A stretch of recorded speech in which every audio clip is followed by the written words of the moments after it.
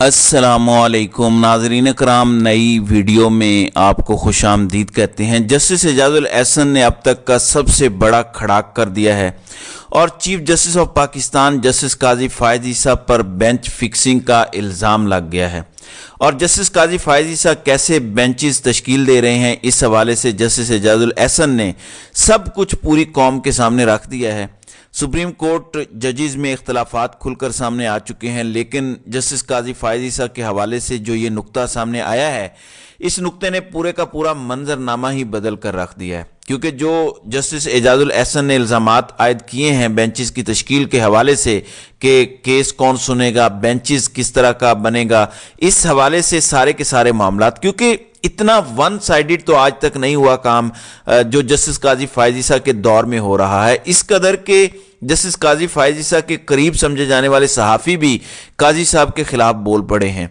काजी साहब के तजादात के ऊपर बात कर रहे हैं कि काजी साहब पहले कुछ कहते कुछ थे और जब उन पर आई तो वो कोई नई ही किस्म की तारीख रकम कर रहे हैं। और जाहिर बात है कि डॉक्ट्राइन ऑफ नेसेसिटी को फ़रोग़ तो दिया जा रहा है, नज़रिया ज़रूरत को परवान चढ़ाया जा रहा है, लेकिन बात नज़रिया ज़रूरत तक रही नहीं, बात इससे बहुत आगे निकल चुकी है। काजी साहब की अपनी अदालत में केस कोई और था, लेकिन एक ऐसे केस के हवाले से भी कदम उठा लिया जो मियाँ साहब की ताहयात नाअहली ख़त्म कर दे। मतलब पहले ये होता था कि बिल्कुल नोटिस नहीं लेना, ये करना है वो करना है, लेकिन आज अचानक मियाँ साहब के हवाले से क्या चीज़ें जागी हैं। खान साहब के केसेस की भी कुछ तफसीलात हैं, अदालती कार्रवाइयों का अहवाल जो है वो भी मैं आपके सामने रख देता हूँ। एक जानिब साइफर केस के अंदर इस वक्त जज अबुल हसनात जुल्करनैन अडियाला जेल पहुंचे हैं और इमरान खान के केस साइफर केस की जो समाअत है वो आज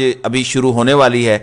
दूसरी जानिब लाहौर हाई कोर्ट ने तौहीन इलेक्शन कमीशन में जेल ट्रायल के खिलाफ इमरान खान की दरख्वास्त फुल बेंच में पेश करने की सिफारिश कर दी है। मैंने कल आपको बताया था कि ज़्यादा उम्मीद ना रखी जाए। मोहतरमा जस्टिस आलिया नीलम ने इस केस की समाअत की है, जिस दौरान अदालत ने कहा कि इस नौयत की दरख्वास्त फुल बेंच के रूबरू ज़ेरे समाअत है।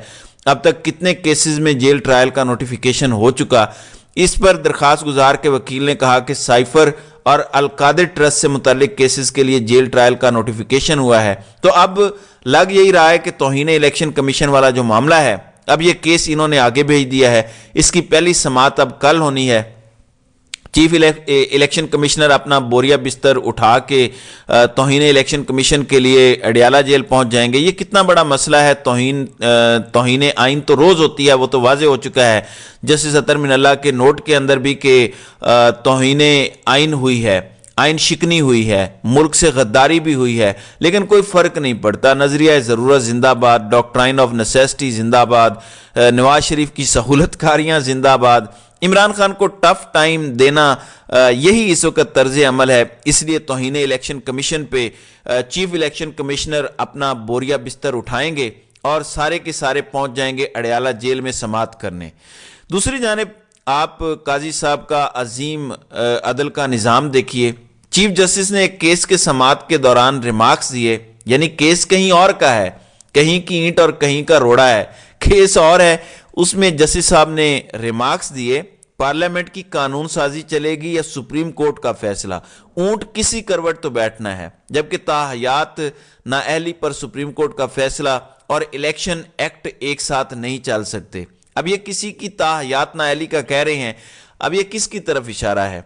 मियां मोहम्मद नवाज शरीफ की तरफ इशारा है सुप्रीम कोर्ट के फैसले की रोशनी में। वहीं दूसरी जानिब इलेक्शन एक्ट में तरमीम करके नाअहली की मुद्दत 5 साल कर दी गई है, यानी ये एक साथ नहीं चल सकता, तो ये एक करवट बैठेगा। अब ताहयात नाअहली की मुद्दत का तयन का मामला लार्जर बेंच में मुकर्रर करने के लिए जजिस कमेटी को भेज दिया है। अब आप यहीं से अंदाज़ा लगा लें, ये जस्टिस काजी फायद ईसा और जस्टिस अतर मिनल्ला पर मुश्तमिल बेंच मीर बादशाह कैसरानी की नाअहली के केस की समाअत कर रहे थे, तो उसमें अल्टीमेटली क्या कर दिया काजी साहब ने, यह भी अवाम के सामने अब बड़ा वाज़े हो चुका है कि किस तरह से ये चीज़ें काजी साहब, हमारे काबिले इज़्ज़त काबिले एहतराम काजी साहब का अदल पूरी दुनिया देख रही है, पूरी कौम देख रही है। वहीं दूसरी जानिब प्रैक्टिस एंड प्रोसीजर एक्ट के ये बड़े हामी थे, ये कहते थे कि नहीं, میں نے یہاں پر ڈکٹیٹرشپ ختم کرنی ہے عدالت کے اندر، ججز کی کمیٹی ہو، آل دو ججز کمیٹی میں بار بار کہتا ہوں کہ جسٹس اعجاز الاحسن ہے، لیکن میجورٹی قاضی صاحب کے پاس ہے، قاضی فائز عیسیٰ اور سردار طارق مسعود، یہ دو لوگ ہیں اس 3 رکنی کمیٹی میں جو وہاں پر فیصلے کر سکتے ہیں۔ لیکن بینچ فکسنگ پر جسٹس اعجاز الاحسن نے رجسٹرار سپریم کورٹ کو خط لکھ دیا ہے۔ ججز کمیٹی میں طے ہوا تھا کہ ملٹری کورٹ فیصلے کی اپیل 7 ججز سنیں گے، پک اینڈ چوز کے تاثر کو ختم کرنے کے لیے۔ یہ جو قاضی صاحب کر رہے ہیں کہ یہ والا جج اٹھا کے میں ادھر رکھ دوں، یہ والا وہاں پر رکھ دوں، یہ والا وہاں پہ رکھ دوں، تو پک اینڈ چوز والے تاثر کو ختم کرنے کے لیے یہ کہا گیا تھا کہ ملٹری کورٹس کے خلاف جو اپیلیں ہیں ان پر بینچ میں 7 سینئر ترین ججز کو شامل کیا جائے۔ یہ وہی قاضی صاحب ہیں جو سینیورٹی کا رولا بھی ڈالتے رہے، یہی ہم ان سے سنتے رہے، ہر دوسرے دن یہ خط لکھ دیا کرتے تھے آنریبل چیف جسٹس عمرتا بندیال کو۔ ہمارے آنریبل قاضی صاحب نے اب کیا کیا؟ سینیورٹی میں تو پھر خود بھی ملٹری کورٹس کا فیصلہ سننا پڑنا تھا۔ جسٹس اعجاز الاحسن نے یہ خط میں انکشاف کیا ہے کہ ججز کمیٹی میں جو فیصلہ ہوا اس کے برخلاف قاضی صاحب نے قدم اٹھایا ہے، یعنی پریکٹس اینڈ پروسیجر ایکٹ کی ایک طرح سے خلاف ورزی ہوئی ہے۔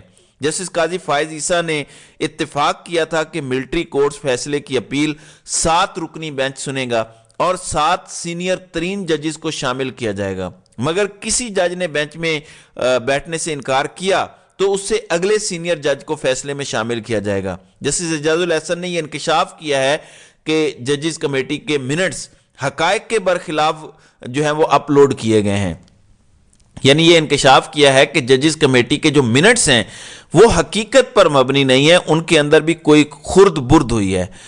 پھر جسٹس مظاہر علی اکبر نقوی والا جو کاز لسٹ کا معاملہ تھا وہ جب جاری ہوا تو وہ والا معاملہ بھی الٹ نکلا، تو جسٹس اعجاز الاحسن نے رجسٹرار کے نام اس خط کے اندر پورا کٹا چھٹا کھول کے رکھ دیا ہے، اور قاضی فائز عیسیٰ کے لیے یہ کسی بہت بڑے دھچکے سے کم نہیں ہے۔ ججز کمیٹی کے منٹس جسٹس اعجاز الاحسن کو دکھائے بغیر جاری کیے گئے، یعنی جو اس کمیٹی کا ممبر ہے اسے وہ میٹنگ کے منٹس ہی نہیں دکھائے گئے اور اپنی مرضی سے میٹنگ کے منٹس جاری کر دیے گئے۔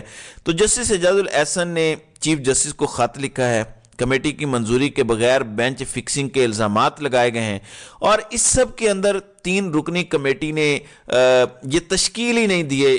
یہ 2 بینچ جو ہیں، ایک فوجی عدالتوں اور دوسرا جسٹس مظاہر علی اکبر نقوی کے مقدمات سننے والے دونوں سپیشل بینچز 3 رکنی کمیٹی سے تو پاس ہی نہیں ہوئے۔ چلیں، اس سے پہلے تو قانون ہی نہیں تھا، پچھلے بینچ فکسنگ کرتے تھے، ڈکٹیٹرشپ تھی، اب تو قانون ہونے کے باوجود اپنی مرضی کرنا ڈکٹیٹرشپ ہوتا ہے۔ بائی دا وے قانون ہے ہی نہیں، پھر تو اب اپنی مرضی کریں۔ قانون جب بن گیا، قانون نے مجھے ایک اختیار دے دیا، میں اکیلا بندہ ہوں، میرے پاس اتھارٹی ہے، میں وہ کام قانون کے مطابق کر رہا ہوں، غلط کر رہا ہوں، ٹھیک کر رہا ہوں، وہ ڈکٹیٹرشپ نہیں ہے۔ اب قانون موجود ہے کہ یہ کمیٹی فیصلہ کرے گی، جمہوریت ہوگی، ون مین شو ختم ہوگا، لیکن اس کے باوجود اگر میں اپنی کروں پھر تو میں ڈکٹیٹرشپ کی ڈیفینیشن میں آؤں گا۔ میں تو صرف ڈیفینیشنز پہ بات کر رہا ہوں، ٹیکنیکلٹیز پہ بات کر رہا ہوں۔